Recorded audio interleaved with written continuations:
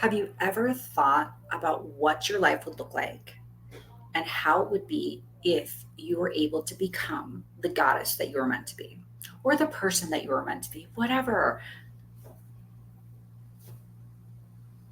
Have you ever imagined what your life would look like if you had everything that you ever desired? Hi, I'm Maritza Zagiri Kelly, transformational coach and mindset expert. And today I wanted to talk to you about identity, right? Like if you're waking up in the identity of not good enough, if you're waking up in the identity with that low self concept in any area of life, whether it's in love, whether it's in relationships, whether it's in career, but if you're waking up and you're feeling not good enough, right? Like a lot of times we'll talk about self esteem, right? Like what is your self esteem? It's how you feel about yourself. So if you have a low self concept, then that's going to prevent you from achieving and attracting the things in your life that you truly want. So it could be that relationship, it could be that job, or maybe you get those things in your life, but you're not able to maintain it. You're always losing money. So even though you make money, you end up broke. You get into these relationships, but they don't last. You get this job, but it doesn't last. And that has a lot to do with how you view yourself. Because yes, we can attract these things into our world, but we're not going to maintain them because we're not being the person that we need to be who maintains these relationships, who maintains these things in our world because we have that low self concept or that low self esteem.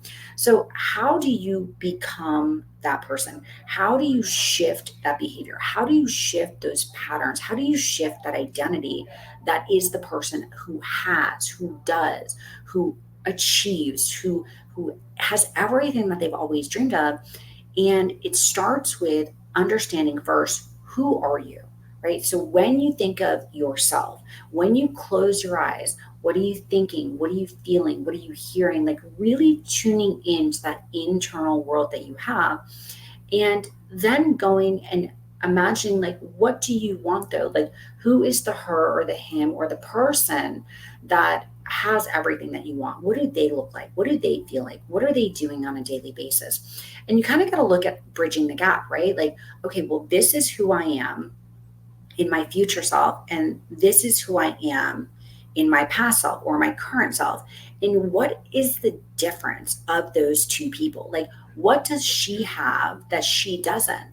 And start showing up as if, because here's the thing, if I keep showing up as the person that I am instead of the person that I want to be, I'm not going to attract those things into my life, or I'm not going to keep them because I'm not maintaining the same habits, rituals, and routines that are necessary to attain the life that I desire. So that's pretty powerful, right? Like, think about that.